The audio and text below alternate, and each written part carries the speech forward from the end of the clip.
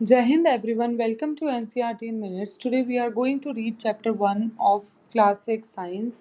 The name of the chapter is The Wonderful World of Science. This is non-evaluating, still very important chapter because it gives you introduction of entire book कि हम इस book में क्या पढ़ने वाले हैं। जो इंसान होते हैं वो नेचुरली बड़े क्यूरियस होते हैं, मतलब उनमें बहुत जानने की इच्छाएं होती है। जब हम बचपन में छोटे से थे तब से लेके हम अपने आसपास की चीज़ें देखते हैं और उनसे रिलेटेड बहुत सारे क्वेश्चंस पूछते हैं। तो बेसिकली साइंस है क्या? सब बोलते रहते हैं साइंस पढ़ो, साइंटिस्ट है, but what is science? Science एक तरीका है सोचने का, चीज़ों को ऑब्जर्व करने का, एक्सपेरिमेंट करने का और चीज़ें एक्सप्लेन करने का। ये एक एडवेंचर की तरह है जहाँ पे हम बहुत सारे क्वेश्चंस पूछते हैं और फिर एक्सपेरिमेंट्स वगैरह करके उनके आंसर्स फाइंड करते हैं। साइंस अपने आसपास हर जगह है। It is not only limited to books और लैब। साइंस हमारे किचन में है। अगर दूध बॉईल हो रहा है, चाय बन रही है, उनमें कुछ रिएक्शंस हो रही है, इसलिए उसमें कुछ चेंज हो रहा है, उसमें भी साइंस इन्वॉल्व है। ग्राउंड में देखोगे कोई बॉल फेंक रहा है, तो मतलब उसमें भी एक साइंस इन्वॉल्व है। बॉल का मूवमेंट कैसे हुआ है, कितने डिस्टेंस पे जाएगा, basically that is part of a physics. फिर आप स्पेस में ऊपर देखते हो मून में, तो यू सी कि वहाँ पे बहुत ज़्यादा स्टार्स होते हैं, कुछ शाइन करते हैं, कुछ नहीं करते हैं। अलग अलग फेजेस देखते हो आप मून के। पर ऐसा क्यों होता है? तो वो सब आपको साइंस से ही पता चलता है। साइंस एक पजल की तरह है, वो पजल जो कभी ख़त्म नहीं होता, जिसको बोलते हैं जिग्सो पजल। मतलब आप उसमें एक एक पीस ऐड करते जाओ, आपका पजल सॉल्व होते जाएगा, लेकिन ख़त्म नहीं होगा कभी भी। अब अर्थ एक स्पेशल प्लेनेट है। क्यों? तो अर्थ ही एक अकेला ऐसा प्लेनेट है जहाँ पे लाइफ पॉसिबल है, जहाँ पे प्लांट्स, एनिमल्स और ह्यूमंस रहते हैं। पर ऐसा क्यों है? ऐसा है फॉर फर्स्ट रीज़न, एटमॉस्फेयर की वजह से। अर्थ का एटमॉस्फेयर ऐसा होता है जिसमें ऑक्सीजन प्रेजेंट है, और ऑक्सीजन एक इम्पॉर्टेंट एलिमेंट होता है हमारी लाइफ में सर्वाइव करने के लिए।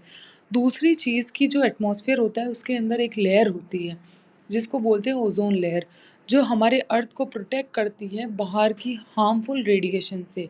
और जो हीट है उसको भी वो ट्रैप करके, मतलब पकड़ के रखता है, ताकि जो अर्थ का टेम्परेचर है वो बैलेंस्ड रहे।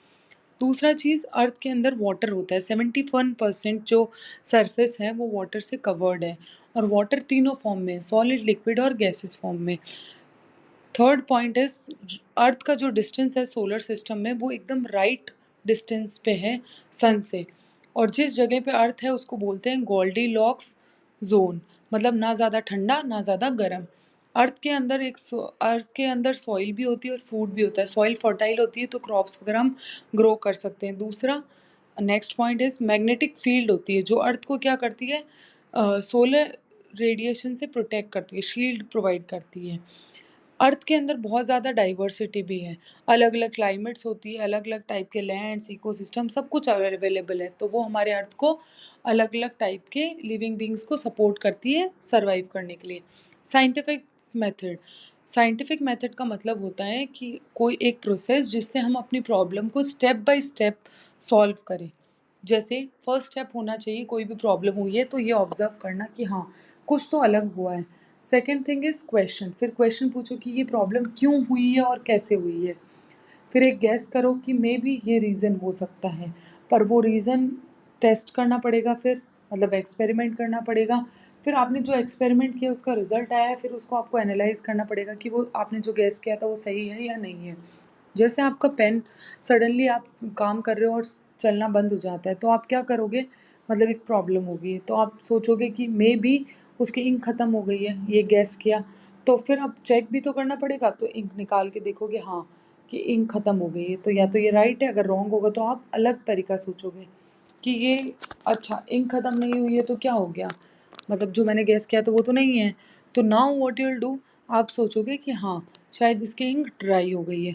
तो अगर आप कोई भी अपनी लाइफ की problem step by step solve करते हो तो आपकी लाइफ बहुत इजी हो जाती है और आप में प्रॉब्लम सॉल्विंग स्किल्स भी डेवलप हो जाती है। साइंस ऐसा नहीं है कि सिर्फ लैब में है, ये हमारी लाइफ की हर एक चीज़ में इन्वॉल्व है। कैसे? जैसे मैंने फर्स्ट स्लाइड में बोला था कि कुकिंग के अंदर भी साइंस इन्वॉल्व होती है, अलग रिएक्शंस होना।